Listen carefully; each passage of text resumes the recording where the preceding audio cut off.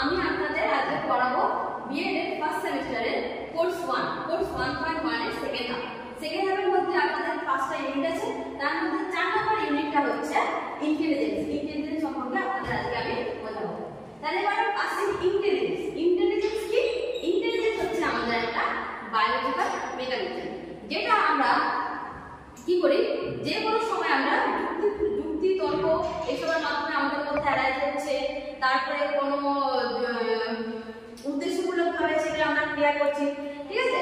এবার বলা হচ্ছে যে সবথেকে ভালো যে ইন্টেলিজেন্সের যে এক্সাম্পল দিয়েছিল, ইন্টেলিজেন্সের যে সংজ্ঞাটা দিয়েছিল, তিনি হচ্ছেন হুইসলার। কি হচ্ছে? মনোবিদ হুইসলার। তিনি বলেছেন যে বুদ্ধি হলো একটি সামগ্রিক প্রক্রিয়া, ঠিক আছে। বুদ্ধি হলো কি? একটা সামগ্রিক প্রক্রিয়া যা ব্যক্তিকে উদ্দেশ্যমূলকভাবে কাজ করতে সক্ষম করে। কিভাবে সক্ষম করছে?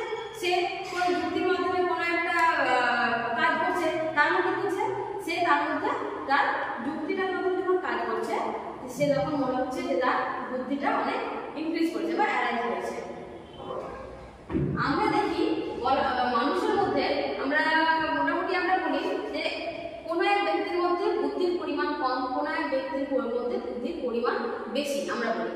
যেমন আমরা বাচ্চাদেরকে পড়া থেকে বলি তোর বুদ্ধি নেই, তো সেক্ষেত্রে আমরা বুদ্ধি আছে বা নেই সেটা আমরা কিভাবে পরিমাপ করব? এই বুদ্ধি আছে বা নেই পরিমাপ করার জন্য মনোবিদ স্টার্ন একটা বুদ্ধির সূচক আবিষ্কার করেন। সেই সূচকটাকে বলা হচ্ছে ইন্টেলিজেন্স কোশেন্ট। ইন্টেলিজেন্স কোশেন্টকে আমরা বলি ব্রান্ড কেটে আবার এই করব চাপ। ইন্টেলিজেন্স কোশেন্টকে আমরা বলি কি? আইকিউ। আইকিউটা কি?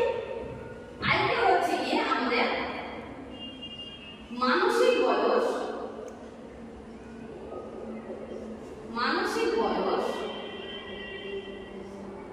বা সাধারণ বয়স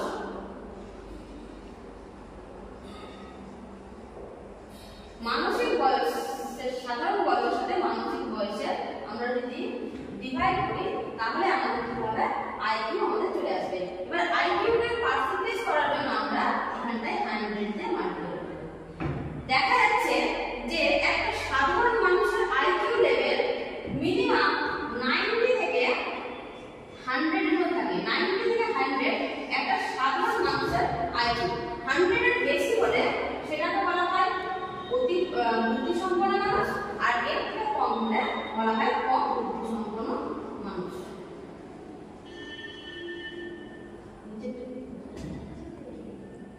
কম বুদ্ধিসম্পন্ন, ঠিক আছে। 100 এর থেকে বেশি হলে বলে আইকিউ হচ্ছে তার বেশি, আর 100 থেকে কম হলে তার বলে আইকিউ কম। এবার দেখা যাচ্ছে যার আইকিউ 50 এর নিচে তাকে আমরা বলি মেন্টালি ডিসএবল। যার আইকিউ 50 এর থেকে কম তাকে আমরা বলি মেন্টালি ডিসএবল। মেন্টালি ডিসএবল পারসন তাকে আমরা বলবো। আবার দেখা যাচ্ছে আমরা ছোটবেলায় অনেক শুনেছি যে নাকি স্বামী বিবেকানন্দের আইকিউ লেভেল 120 ছিল। সেক্ষেত্রে বলা যায় যে স্বামী বিবেকানন্দ কিন্তু অত্যন্ত মেধাবী স্টুডেন্ট ছিলেন, ঠিক আছে। আমাদের কিন্তু সাধারণ আইকিউ কিন্তু 90 থেকে 100 এর মধ্যে ফ্ল্যাকচুয়েট করে, তো সেক্ষেত্রে স্বামী বিবেকানন্দের যদি 120 ছিল, সেক্ষেত্রে বলা হয় স্বামী বিবেকানন্দ অতি বুদ্ধিসম্পন্ন বা অত্যন্ত মেধাবী স্টুডেন্ট ছিলেন, অত্যন্ত মেধাবী ছিলেন। আজকে আইকিউ সম্পর্কে আমরা পড়ালাম। আইকিউ জিনিসটা কি, ইন্টেলিজেন্স কি। নেক্সট ক্লাসে আমরা যে ইন্টেলিজেন্সের থিওরিগুলো আছে, আপনাদের ইন্টেলিজেন্সের 3টে থিওরি পড়তে হবে: গিলফোর্ড, গার্ডনার